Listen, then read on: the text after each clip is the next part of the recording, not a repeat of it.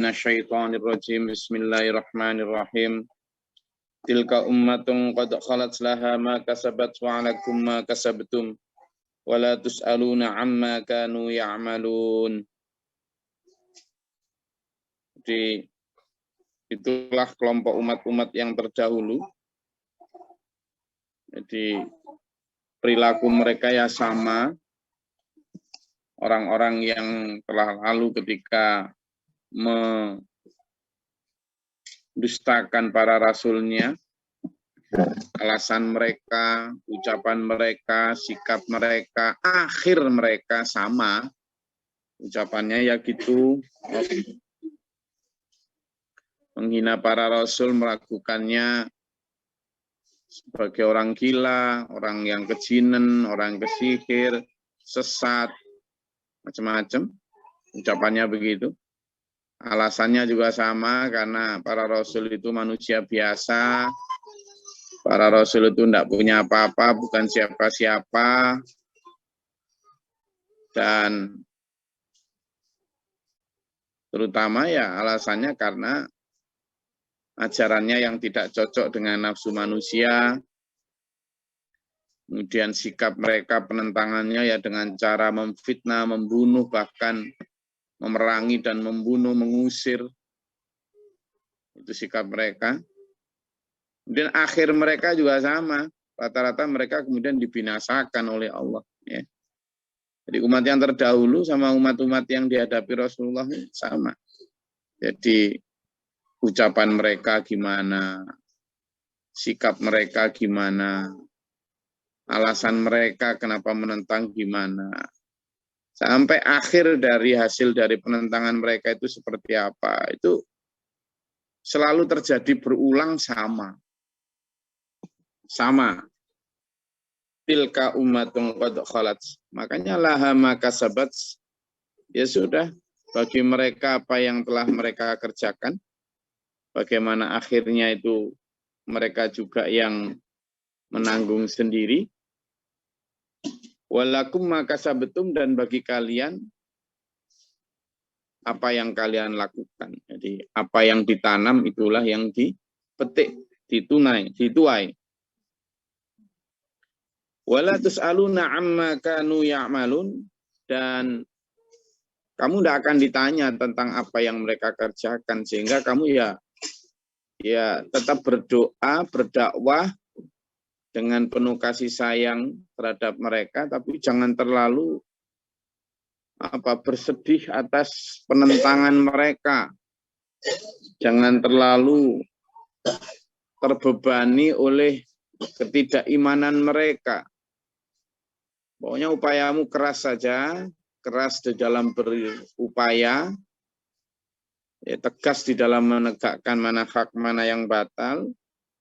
Setelah itu ya hasilnya serahkan Allah, terutama dalam hal hidayah terhadap manusia. Mereka mau jungkir balik seperti apapun, kamu tidak akan ditanya tentang pelanggaran-pelanggaran yang mereka lakukan, kedurhakaan yang mereka tampakkan. Tidak ada, tetap saja konsisten, tetap saja berdakwah dengan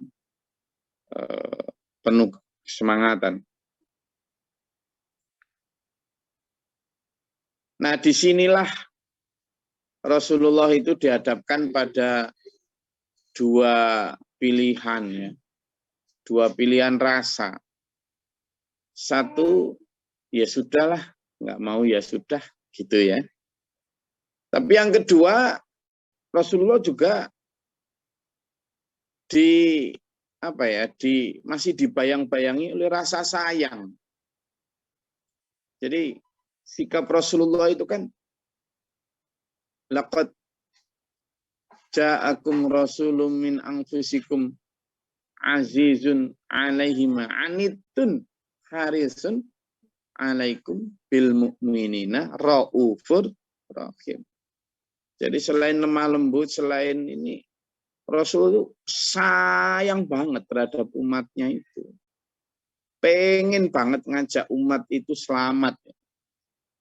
Nah, rasa cinta, rasa ingin menolong ini kadang sangat menyiksa ya, ketika yang mau ditolong itu tidak mau, gitu loh. Tidak mau karena apa? Dia nggak tahu kalau dia itu sedang terjerumus dan sedang ditolong. Malah kadang membenci, memusuhi yang menolong. Nah, posisi Rasulullah yang sebenarnya ingin menolong dengan penuh cinta kasih sayang, terus malah dapat balasan dicaci, dibenci, dimusuhi, didiskriminasi. Loh ini loh yang kemudian di satu sisi masih ingin nolong, tapi di sisi lain kata Allah, sudah, kamu jangan terlalu bersedih terhadap pembangkangan mereka. Wala tus'aluna amma kanu ya'malun. Nah ini yang pertarungan batin yang luar biasa pada diri Rasulullah Muhammad SAW dan juga para Rasul terdahulu. Sampai Nabi Saleh itu mengatakan, apa pemikiranmu wahai umatku? Seandainya aku ini kan diberi kebenaran oleh Allah, tetapi fa'umiyat, kamu itu buta terhadap kebenaran ini, tidak tahu. Lalu gimana? Anulzimukumuha. Apakah aku akan memaksakan kebenaran ini? Wa antum laha karihun. Padahal kamu terhadap kebenaran itu karihun, tidak suka itu. Jadi aku tahu kamu itu butuh keselamatan, tapi kamu tidak tahu bahwa kamu butuh. Lalu aku membawa kebenaran dari Allah yang bisa menyelamatkan kamu, gitu. Tapi kebenaran itu disembunyikan oleh setan sehingga kamu tidak melihat kebenaran itu.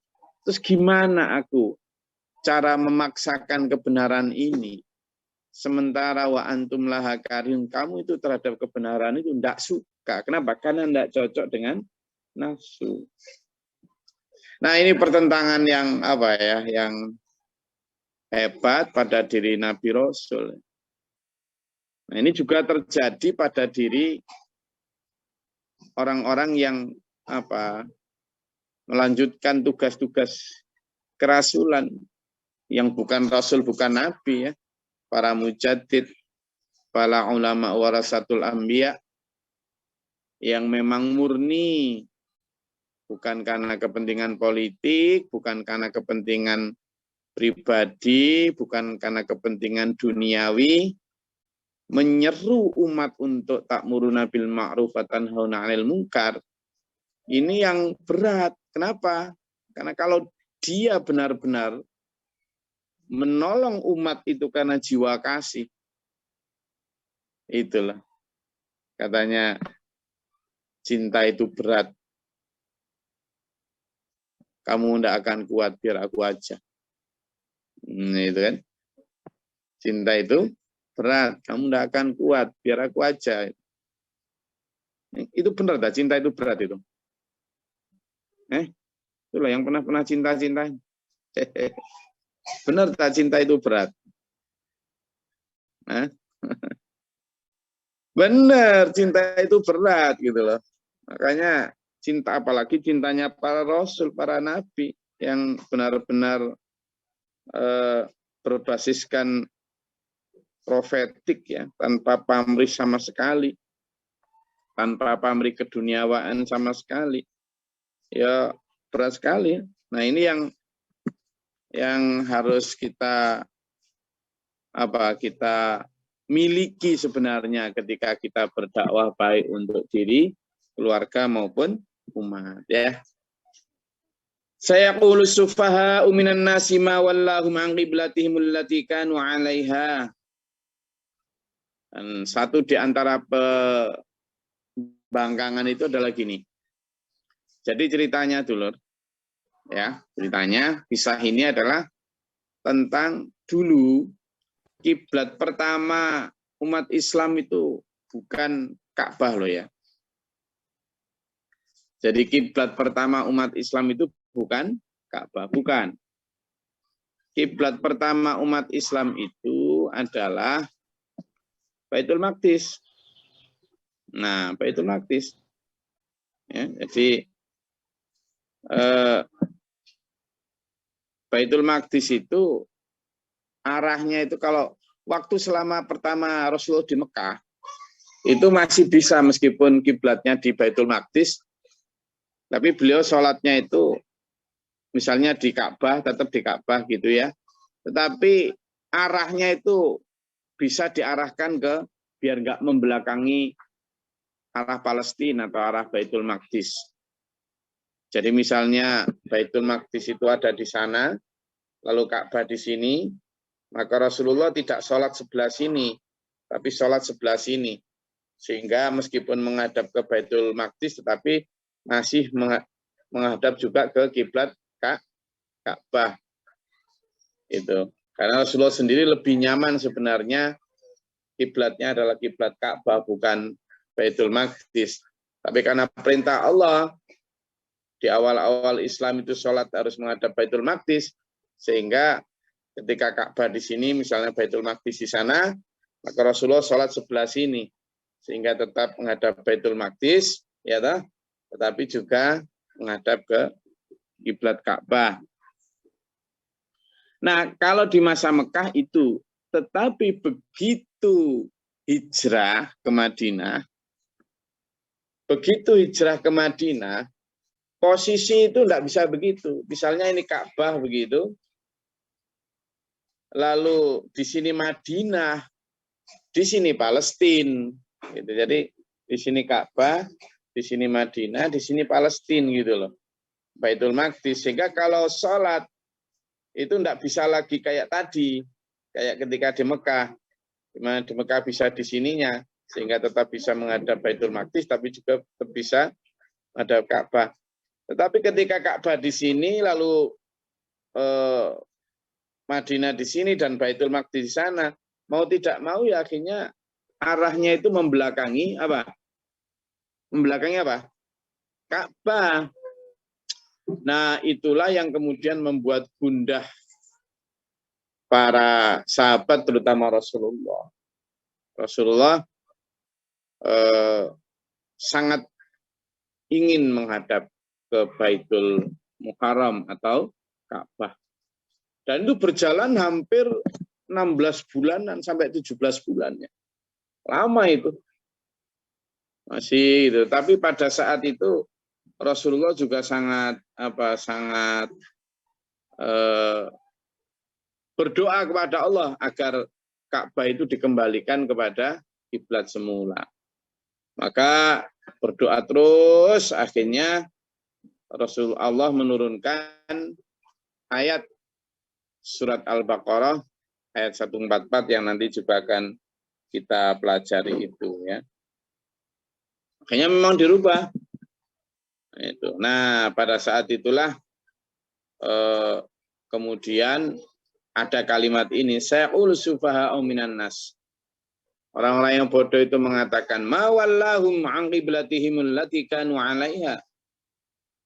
Ya, kenapa kalau memang Muhammad itu benar, kok dia berubah dari kiblat mereka? Kiblat enak-enak sudah kiblat ke arah Baitul Maqdis, kok sekarang berubah ke kiblat Mekah lagi? Hah, kenapa? Nah, itu. Apa alasannya? Itu. Kenapa? Karena waktu awal-awal menyembah ke arah Baitul Maqdis itu, isunya itu berkembang adalah, loh kan, sama. Agamanya Muhammad itu ya sama kayak agama kita Yahudi ini. Buktinya kiblatnya sama. Bahkan orang Yahudi itu ada yang mendakwai Rasulullah ya. Mendakwai Rasulullah dan juga mendakwai sahabat agar ikut agama Yahudi saja. Agar ikut agama Yahudi saja. Kenapa? Karena kiblatnya sudah sama. Yakni Baitul Maqdis. Nah, itu yang meresahkan. Sehingga kemudian Rasulullah doa terus selama 16-17 bulan itu. Tiap saat berdoa kepada Allah agar kiblatnya itu dikembalikan ke arah kiblat Baitul Muharram. Itu disebutkan dalam surat Al-Baqarah. Akhirnya memang dirubah. Ya, dirubah dan sejarahnya itu ada Masjid Qiblataini kalau di Madinah. Nah, karena perubahan itulah maka ayat 142 ini muncul. Mereka berkata, kenapa kalau memang Muhammad benar kok ujuk-ujuk merubah kiblat? Itu seenaknya aja, kelihatan nggak konsisten dan sebagainya. Maka Allah berfirman, "Qul, katakanlah, lillahil masyriqu wal maghrib." Mau menghadap barat, mau menghadap timur, urusannya apa kamu? Wong arah barat dan arah timur itu milik Allah. Allah mau nyuruh menghadap ke barat, ke timur, ke selatan, ke utara, urusannya Allah. Nggak usah kamu banyak protes. Yahdi man yasha'u ila siratim mustaqim. Dan Allah juga sekehendak hatinya untuk memberi petunjuk kepada siapapun yang dia kehendaki. Termasuk memberi petunjuk kepada siratal mustaqim, jalan yang lurus. Dan termasuk wewenang Allah sendiri untuk merubah kiblat seenak. Bukan jangan, kalau manusia kan seenak nafsunya. Kalau Allah itu pasti ada tujuan. Tapi itu sesuai dengan kehendaknya dan kita tidak boleh membantahnya. Wes, kepada Allah itu wes cuma sami'na wa ata'na. Ya, karena pasti itulah yang terbaik. Karena itu ayo kita biasakan ya untuk tidak banyak membantah. Kenapa? Karena di umat Islam sendiri saat itu juga ada yang kasak kusuk. Gonta ganti gini sih gitu. Jadi bukan hanya umat Yahudi, tapi umat Islam sendiri ya terjadi kasak kusuk. Tapi memang kita bisa maklum ya, seandainya kita di masa Nabi gitu, lalu kemarin hadap sana, sekarang hadap sini dalam hal kiblat, dan ketika ditanya itu gimana, itu wahyu Allah gitu. Kadang kalau manusia sekarang itu mungkin nggak akan mau terima. Makanya ayo belajar untuk sami'na wa ata'na. Oke, sampai situ. Monggo, kalau ada mau ditanyakan silakan.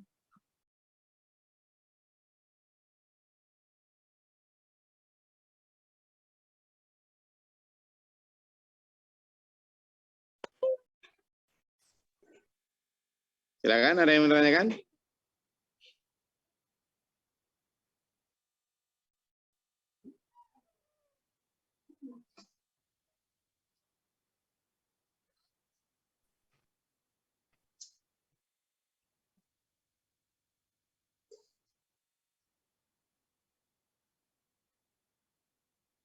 Monggo. Kalau ada yang mau ditanyakan atau dinyatakan, baik terkait ayat 131, 132 ini, atau bab dan topik lain, monggo kita diskusikan. Jangan malu membaca, jangan malu bertanya ya, di masa literasi seperti ini. Silakan.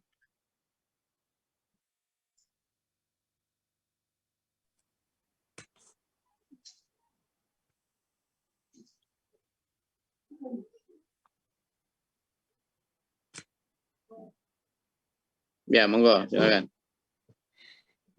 Assalamualaikum warahmatullahi wabarakatuh. Waalaikumsalam. Ini loh Tat, untuk sampai tingkatan sami'na wa ata'na itu kok kayaknya masih jauh banget. Tahapan-tahapan yang harus kita lalui itu gimana Tat? Makasih. Mulai dengan ini, dengan seperti yang disampaikan dalam ayat 190 surat Ali Imran. Ya. Dalam ayat 190 surat Ali Imran, itu Allah menegaskan bahwa kita mulai berpikir tentang penciptaan langit dan bumi. Betapa luas maha agungnya ciptaan Allah ini, diciptakan oleh maha agung dan ciptaannya yang agung, alam semesta ini. Nah, dari alam semesta ini kita belajar bahwa dalam surat ayat 190 itu dikatakan bahwa orang yang berakal itu orang yang selalu memikirkan ciptaan Allah, dan dia mengatakan Rabbana ma khalaqta hadza batila. Ya Allah, tidak ada yang kau ciptakan di dunia ini yang dengan sia-sia, dengan tanpa tujuan. Pasti ada manfaat. Termasuk perintah dan larangannya. Ya, dengan begitu kita akan mulai menyadari bahwa ketika Allah memerintahkan sesuatu, ketika Allah melarang sesuatu itu pasti ada hikmah di baliknya. Memerintahkan sesuatu berarti pasti bermanfaat, melarang sesuatu pasti itu tidak bermanfaat, bahkan berbahaya. Itu harus kita imani betul, ya. Harus kita tanamkan betul. Tuh. Yang kedua baru mulai kemudian selalu berusaha untuk melaksanakan dari yang paling kecil. Misalnya ya, nggak usah sampai yang ini dulu, yang berat-berat. Rasulullah perintah apa di dalam hal cara berbaju? Dari hal-hal yang kecil. Kalau mungkin yang dirasa berat itu dari hal yang berat. Sekarang dari hal yang paling kecil. Ketika kita masuk rumah, ketika kita pakai baju, ketika kita pakai celana, ketika kita makan, apakah mendahulukan tangan atau arah yang sebelah kanan? Masuk rumah dan lain sebagainya. Bahkan makan itu loh, kita masih sering makan sambil tangan kiri sambil berdiri. Nah, mulai dari hal-hal kecil itu, tahap awal untuk sami'na wa ata'na terhadap apa yang Allah perintahkan, meninggalkan apa yang Allah larang. Jadi mulai dari hal-hal kecil itu. Nanti kemudian naik. Itu seiring keimanan itu naik. Nah, bagaimana agar mengatasi berat itu? Yang ketiga latihan terus ya. Latihan terus. Memaksa diri. Nah, memaksa diri. Ya memang iya namanya latihan itu yang dimaksa. Kalau nggak dipaksa ya tidur pagi kan gitu. Maka latihan dalam menerima apapun yang Allah firmankan itu latihan butuh kesungguhan, konsistensi. Lalu yang selanjutnya berdoa kepada Allah. Karena la haula wala quwata illa billahil aliyyil azim. Dalam salah satu disebutkan orang yang belum mendapat petunjuk itu melaksanakan kebenaran itu ka'annama yas'adu fis sama, seperti naik ke langit beratnya itu. Nah, tetapi begitu sudah mendapat pertolongan Allah itu terasa ringan gitu. Termasuk misalnya mau bersedekah. Kalau sudah dapat pertolongan Allah itu ringan saja bersedekah, itu tidak terlalu banyak dihitung-hitung kalkulasi nanti begini nanti tidak ada. Nah, hal semacam ini kalau kita latih secara konsisten, insya Allah bisa menjadi hamba yang sami'na wa ata'na. Oke, ada lagi?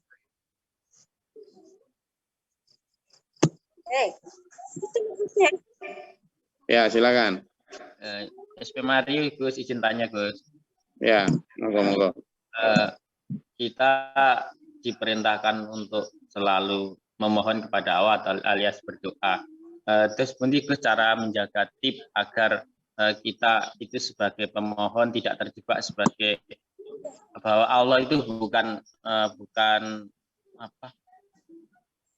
kita memerintah kepada Allah, tetapi kita memohon kepada Allah. Matur suwun Gus. Jadi berdoa itu kan ada syaratnya. Berdoa itu ada syaratnya. Syarat berdoa itu satu diantaranya adalah khaufan wa tama'an. Ya. Khaufan wa tama'an. Khaufan itu apa? Khaufan itu penuh rasa takut. Takut kalau nggak diterima, takut kalau nggak berkenan, takut kalau keliru. Jadi kalau ada yang mengatakan tidak usah takut, ini loh dipena. Jadi khaufan wa tama'an itu penuh rasa takut dan penuh rasa harap. Jadi ketika berdoa itu harus penuh rasa takut dan penuh rasa harap. Ya, khaufan wa tama'an. Jadi coba dibuka di surat Al-A'raf ayat 56. Surat Al-A'raf ayat 56. Ya.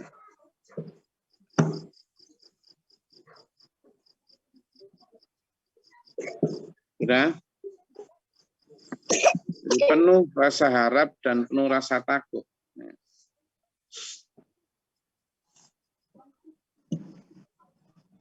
Monggo dibaca artinya aja.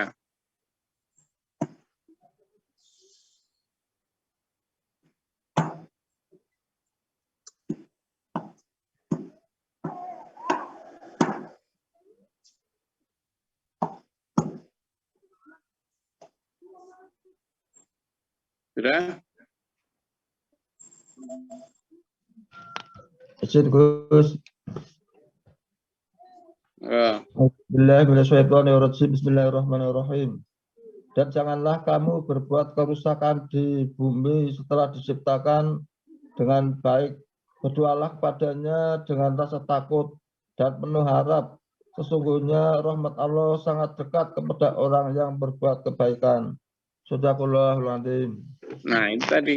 Jadi berdoalah kepada Allah itu dengan rasa takut tidak akan diterima. Takut tidak diterima. Jadi ada yang nggak usah takut tidak diterima. Pokoknya kita itu belum dungo hebat kan. Loh, ini loh perintahnya jelas. Berdoa itu syaratnya adalah khaufan, takut nggak diterima, wa tama'an, dan sangat berharap diterima, sangat berharap dikabulkan. Ya. Lalu yang kedua adalah berdoa, ya, minta tolong kepada Allah itu harus dengan cara yang khusyuk, fokus. Itu ada dalam surat Al-Baqarah ayat 45. Coba dibaca. Al-Baqarah ayat 45 yang kemarin sudah kita pelajari juga. Monggo.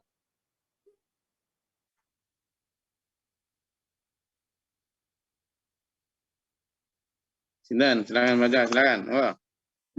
Al-Baqarah ayat 45. Itu syarat kedua, khusyuk.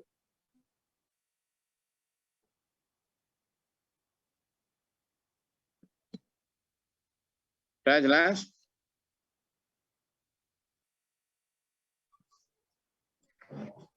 Monggo dibaca. A'udzubillahi minasyaitonirrajim. Bismillahirrahmanirrahim. Dan mohonlah pertolongan kepada Allah dengan sabar dan salat. Dan salat itu sungguh berat kecuali bagi orang-orang yang khusyuk. Shadaqallahul Adzim. Nah, itu syarat kedua. Lalu ketiga, itu berdoa juga biar nggak merasa kita itu merintah Allah. Itu malah kita yang merasa butuh dengan cara bersedekah. Ya, jadi sambil berdoa itu bersedekah. Kenapa? Kan dalam salah satu surat disebutkan, kamu itu bersedekahlah sebelum minta tolong kepada Allah maupun Rasulnya, agar engkau mendapat doa Rasul. Tuh. Lalu, agar kita ini enggak terkesan ini, berdoa itu perlu dengan sabar juga. Sama di dalam surat Al-Baqarah tadi, bisobri, dengan sabar. Jangan pernah membatasi Allah dengan waktu. Karena Allah itu tidak dibatasi oleh waktu dan ruang. Sehingga, wah, aku berdoa kok masih belum aja. Nabi Nuh itu berdoa 950 tahun. Kita baru berapa kali. Jadi perbandingan kita itu siratal ladzina an'amta alaihim. Para nabi, para rasul, sebagai teladan kita dalam berdoa itu gimana? Oh, Nabi Nuh begitu lama. Nabi Muhammad SAW sebagai teladan utama kita. Kalau lagi berdoa itu, waduh, bisa keningnya itu sampai, bisa kakinya sampai bengkak saking lamanya. Nah, sehingga ketika kita berdoa, supaya kita tidak seperti Korun maupun Sa'labah, itu ketika berdoa itu dengan penuh keyakinan bahwa Allah mengabulkan, tetapi kapan Allah mengabulkan itu sudah urusannya Allah. Jadi kita tidak bisa memaksa-maksa itu. Sabar ya. Itu beberapa syarat agar doa kita tidak terkesan kita merintah Allah. Karena kita hanyalah seorang pengemis, seorang hamba. Ya.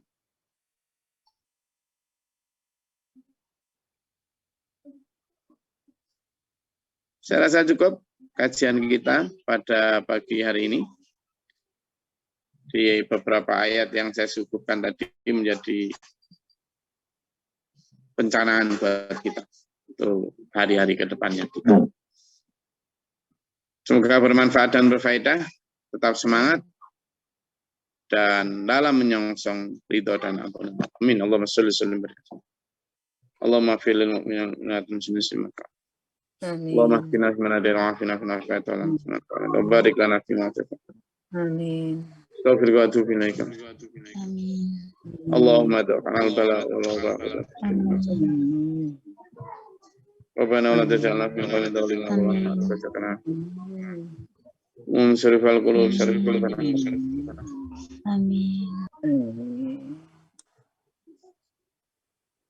Allah Rabbana amanna faktubna ma syahidin Rabbana la tuzigh qulubana ba'da idh hadaytana Rabbana ja'alna muslimina laka mu'minina wa muslimin. Rabbana atina fid dunya hasanah wa fil akhirati hasanah. Amin.